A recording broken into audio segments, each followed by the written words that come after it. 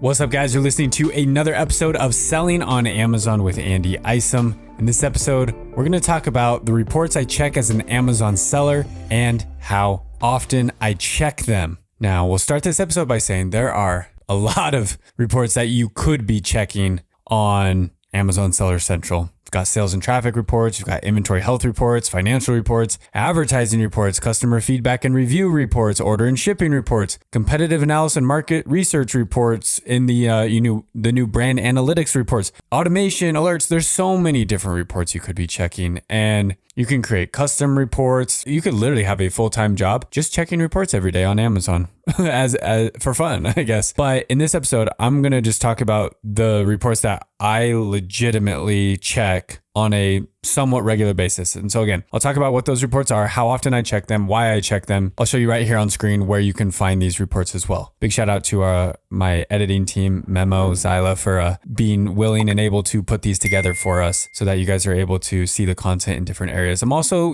posting little clips and snippets from the podcast on Instagram, on TikTok, on YouTube Shorts. I just want to give you guys multiple places where you can just gather quick, tips, tricks, strategies to help you guys out. Okay, first report that I check, and this is probably the report I check the most often, would be business reports, just the sales reports. So I'm including this with the Amazon Seller Central app. So if you have the Amazon Seller Central mobile app, kind of like the default screen, right? When you log in, it's going to look something like this. It'll show those beautiful orange bars, the orange bars that we all know and love. So that sales data, what are your daily sales, right? So you can either see it right here in the mobile app, which is, I think, everyone's favorite place to check their daily sales. Or if you're looking on a computer screen, you can go into the business reports. The business report, because there's a bunch of different ones over here, right? You've got, traffic, you've got sales and traffic, parent items, child item, brand performance. The one I like the most is detailed page sales and traffic by child item. That way it breaks down every single SKU you sell, including all the child variations. So for us, it's something like,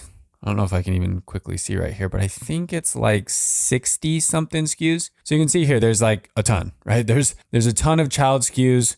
We probably have 24, 25 parent listings and then 2 or 3 variations on each of those listings. So that's why I say we're up there right around 60 to 70 SKUs. So this report's really cool for looking at a desktop because you can see what your best performing SKUs are. So you can choose a date range. I think the default is last 30 days, but you could open it up as far as you want and see what is your best performing SKU. Now, I could download this as a CSV and manipulate stuff in Excel, but you can also kind of manipulate stuff right here within Seller Central, which is nice. So I could sort by units ordered, which I actually think is the default sort, if I'm not mistaken. It might be dollar amount ordered product sales, but ordered product sales and units ordered, they're essentially the same thing. I like units ordered because I want to know how many, that tells you more about how many actual units are being purchased. The dollar amount can be a little iffy because you're I don't know how many actual units I'm selling, and it's easier to compare, right? So if you're trying to compare, hey, what style, what color, what variation is doing the best, you just look at units ordered. So you can click the little arrows. There's a little up and down arrow next to the header, right? That's what we're looking for. And now it's showing the arrow has changed to a down arrow. So I can see units ordered from high to low. I can see what is my top selling SKU, and then going all the way down to the bottom, I can see what is the SKUs that are not selling. So right down here, okay, that's the brand new. These are some brand new ones, some out of stock ones, some ones we haven't released yet. There you go, Liberty extra large. Over the last 30 days, sold 1 unit. That's a 4th of July design. So obviously super seasonal design. It's not 4th of July anymore. No one's buying that. It's also our least popular size, being extra large. So that makes a lot of sense that it has only sold 1 unit in the last 30 days. But again, I can see it up way at the top, what my best performing, most top selling SKU is for the last 30-day period. Some other columns that I really like right here in business reports are unit session percentage. That's just a couple columns away. So let's press that arrow and do unit session percentage, sorted high to low. This is essentially your conversion rate. So if your unit session percentage is a high percentage, and I would say high is 10% or above. If anything is over 10%, that's a really high conversion rate for Amazon. Anywhere from 5 to 10%, I would say that's pretty good. That's good. That's solid. 3 to 5, I'd say that's probably average. And this is just me speaking from personal experience, but also, looking at dozens of other people's accounts. Like I'm always auditing people's accounts for them, looking at their stats. So I look at a lot of stuff. So I'd say 3 to 5% unit session percentage or conversion rate is pretty average. And if you're under 3%, I would say that's probably poor or on the lower side of things. So if I'm looking right here, unit session percentage, if it's high, I can say, okay, people are really liking those specific SKUs, they're converting really well. But something to keep in mind is if you see a really high unit session percentage for a specific time frame, realize that it could have really good conversion rate during that time frame, but when it's not in that time frame, it could drop down again. Because let's say it's a seasonal product, seasonal design, yeah, conversion rate is going to be super high. If like, for example, right now, my Halloween designs, because Halloween's coming up, really high conversion rate, obviously, because people are really looking for those. But if I were to look at the conversion rate of Halloween designs in April, it would be terrible, right? So keep that in mind as well when you see those unit session percentages. But if you are selling like a year-round product that sells pretty much all the time, kind of striving for like that 5 to 10% unit session percentage, that's really what's going to be your sweet spot to help you get some good sales, get some good velocity, get those reviews coming. So that's something that I do look at a lot when I audit people's accounts is what is your unit session percentage? In fact, I want to look at my unit session percentage for our leash. So here's the dog leash that we sell. We don't have a ton of reviews on the listing.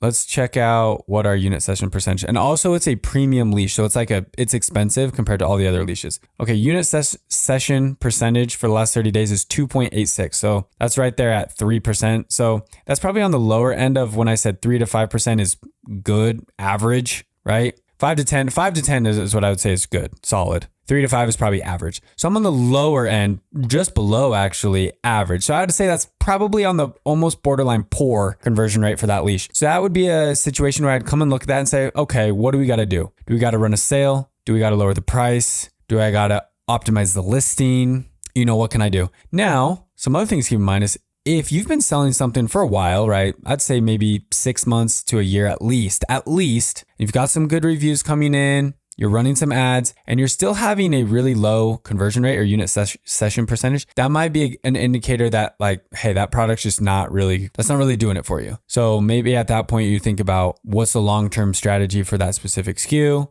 Do you reorder it? Do you try a different product, a different SKU? Guys, you don't have to commit or stick to a product that's not working for you forever. Like, don't feel like, oh, I launched this product, I ordered 100 units, I'm selling them, it's just not really converting. I lowered my price, it's still not converting. I optimized listing, it's still not converting. Like, don't feel like you're stuck and you have to just keep reordering that product over and over and over. It's fine to like cut a bad product. Every company does it, guys. Everyone. Nike, any big company does it. Like if they put out a product like, this one's not really doing it for our brand, for our business, sell through and try something else, like do a different product. So remember that. You may not hit a home run on every single product. Like just looking at all of our SKUs right here, not all of these have sold 646 units in the last 30 days. Only one of them has. And there's some here that have sold 1 unit, 2 units, 5 units, 10 units. And this is the last 30 days. It's not daily. Not every SKU, not every design, not every product line, not every product is going to be a home run money-making machine. But the more testing, the more products, the more variations and things that you can put out there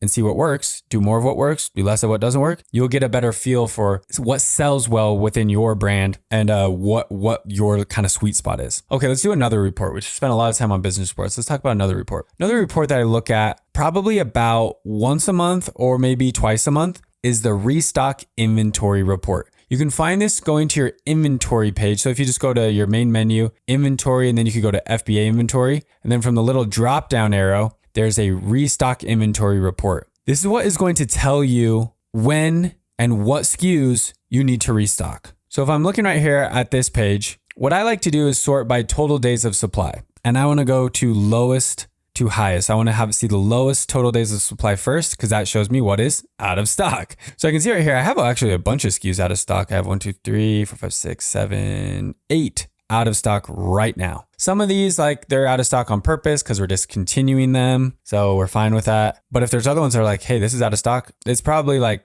crap, we're a little late on that. Like the goal is to not have anything out of stock, obviously. But then what I can scroll and look at is I can see, okay, scrolling down here further now, because again, I sorted it by low to high. So I'm seeing the units, the inventory that is going to sell out of stock the soonest. So if I see here, 14 days, 16 days, 17 days, 18 days, 20 days, that means based on the current sales rate for that SKU, like how fast it's selling right now in the last 30 days, I will run out in 14 days. I will run out of inventory in 16 days, 20 days. And as they continue to scroll, it gets bigger and bigger. So what I'm kind of looking for is based on the fact that we have a 3PL. So I have a 3PL 20 minutes down the road from us that is storing a bunch of inventory. So for them to prep, pick, pack, ship out to Amazon, an order that we give them, it takes about 48 hours. And then Amazon, we plan on them taking anywhere from 2 to 4 weeks to check things in. And now moving into fourth quarter, it could be even worse. So, but normally throughout the year, I'm like, okay, it takes Amazon usually 2 to 4 weeks to check stuff in. So my goal here is I look at anything that has less than 30 days of supply left. So all these here that are saying 30 days left, 29, 28, 28, 27, 26, 25. Every 2 weeks I come in, I look for those. And when I see it, I go to my 3PL, right? We go to our 3PL, we go to our online portal with them, and we place an order. We say, we need to restock these 12, 13, 14, however many SKUs there are. Put in an order, 48 hours later, they ship it off to Amazon, Amazon checks it in. So when you do this, come and check this report on like a 2-week basis or once a month even, if you want to be a little bit more efficient, maybe I guess we could say. Like you're not doing it as frequently, you're just doing it once a month, but you're doing a bigger order. That's what you can do. Come in and check days of supply. And when you see the ones that have low days of supply, make sure you're getting that order in. And if you don't have a 3PL and you're just doing it from your house, great. Come and check and be like, okay, I got to go send some more of these. Go to your garage, wherever you have your inventory, pack it up, ship it off to Amazon. But this restock inventory report is a big one. It's literally the main one we look at to know when we need to send more stuff to Amazon. The last report that I check on a regular basis, and like I said, there's dozens of reports that you could check and look at, and I'm not saying ignore the rest. Please do look at them, and I look at them from time to time. But as far as the ones that are like, I'm looking at least daily, weekly, or every month, these are them. So we already said business reports. That's the one we're checking like pretty much every day, right, on our apps to see how many sales we're getting. But then we got restock inventory, which we're checking once or twice a month whenever we're doing our reorders with our 3PL or with our factory. And then the other one is campaigns. If you are new, like you're just launching your first product or you're launching a new product, I would check your campaigns daily for at least a week. New product launch, new brand owner, just getting your ads set up, check every single day. You just don't want surprises. Because again, if you're following the strategy where I teach, set your daily budget at $100 a day and you got 12, 14 campaigns like what I set up for clients, that could be a lot of money. That could be $1,000 a day that you're spending on ads. Very, very unlikely it will happen. And the way I set it up for my clients is I be very, very conservative with the bidding so that they don't spend $1,000 a day. But you want to check every day so that you're not wasting time of like, hey, I didn't spend any money today. I didn't spend any money. I didn't get any impressions, no clicks, no sales. You want to start getting clicks, sales as fast as you can, right? To take advantage of this honeymoon phase is what people will call it, of the launch phase, to give the algorithm, a lot of juice saying, hey, we're getting sales. We're doing our thing. Like show us in the rankings, right? Show us in the search results. So I check this daily for about a week, 2 weeks, until you feel confident of like, what you're going to get. You know what your clicks are going to be. You know what your orders are going to be like. And even if it's low, it might be one order a day. That's fine. But once you get to that consistency where you're like, I know what I can expect, what ACoS I can expect, clicks, conversions, all that stuff, then you can check it once a week, once every 2 weeks, or when you get to like max efficiency. Honestly, I know a lot of people out there can be like, Andy, you're crazy, but like you could check once a month. I'm running 408 campaigns right now. I have 408 active campaigns, I believe. Actually, wait, let me filter. I'm not filtered by active status. Let's look at enabled. I have 310 active campaigns. So some of those seasonal SKUs I turn off when it's out of peak season just because they don't convert well. But we got 310 active campaigns. Literally, I do 80% of my work right here on just the main campaign page. I'm not even like clicked into any campaign. I just want to see my overall stats. Okay, last 30 days, overall ACoS 34%, $95,000 in sales, spent 32,000, 0.53 click-through rate. Okay, I'm looking for anything that's alarming. Nothing is really alarming to me. Now I can go through the process of like sorting my columns. So I could do like spend high to low. That's what I really like to look at first, is where is most of my money being spent and how profitable are those? So I'm like, okay, the campaign that has spent the most in the last 30 days has a 40% ACoS. Not bad. Could I lower that a little bit? Yeah, sure. So I might, open that campaign, optimize that one. The next one down, 29, that's great. 38, yeah, that's good. 41, maybe. These three right here, they're like 41, 40, 40. I'm like, I might optimize those. Here's one though, 67. Okay, that one's a little bit higher than I would like. So that's one I would open up in a new tab, or here's another one, 56% ACOS, open that one up in a new tab. That's really what I'm doing is I'm just scrolling down the spend, looking at the ACOS, and if it's floating around what my target is, like 30%, like here's one 31, next one 32, 29, 32, I'm like,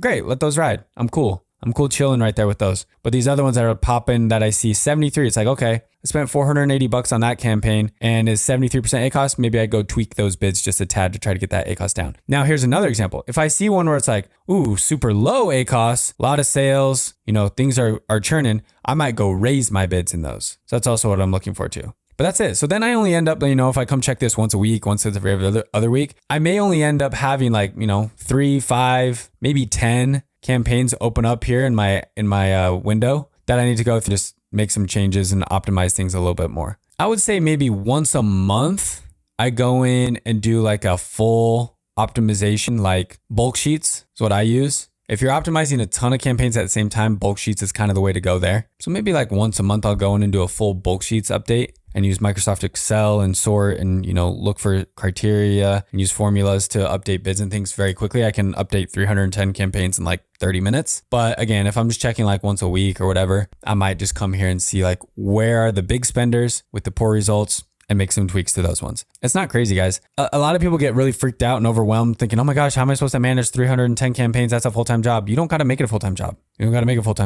Get it set up, follow the system, get everything set up. Yeah, you're going to be making some tweaks for the first week. Like I said, you might check daily, make some tweaks. And then you check once a week, once every other week, all your campaigns. Just look for the ones that are sucking. If it's sucking, fix it. The ones that are good, let them chill. Check again later in a week. Fix the ones that are sucking. The ones that you fixed the previous week should be doing better. So then you might have new sucky ones. And the more you do that, the longer you do it, you're going to have less sucky ones. That's why as I was just scrolling, I have 310 campaigns, but it's like not that many of them are sucking. Like a lot of them are doing pretty solid. Yeah, there's going to be some weird ones down here where it's like the ACOS is 120%, but it's like I spent $11. So like, I don't really care. Like there's some, nuances to all the different types of campaigns where, yeah, one week it might be 112% ACOS. Like here's one, 113% ACOS, one sale, spend $23. Display campaign for that one. It's like for these ones that are such low spend, I only spent $23 in the last 30 days. That's like less than $1 a day.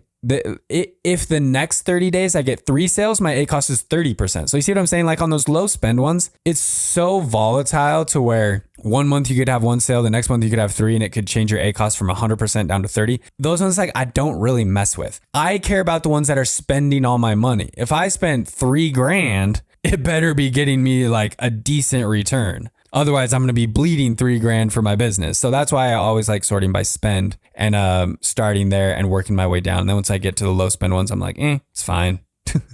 Again, like people are like, Andy, you're crazy. Like, how come you don't spend more time? And it's like, because it does make that big of a difference. It's kind of like that law. I think it's called the law of diminishing returns, where the longer you do a certain task or something, the less impact it actually makes. So it's like, yeah, I could spend 3 hours every day combing through every single campaign, but it's really only like the first hour of the first day that makes 80% of the impact, and the other 40 hours, the other 4 days of the week, it's only making a 20% impact. So it's like my returns are diminishing the longer I spend on this. So it's just not worth my time. The ROI is just not there for me personally. I got other stuff that I could be doing for my business or my brand that's going to have a bigger impact. So I do what I need to do. I do what I should do to make sure everything is cooking and running good. And then I focus my time and my effort and energy elsewhere. The other thing too, and we'll end with this. The other thing too, guys, to remember when you're running your brands, you're running your businesses, especially if you're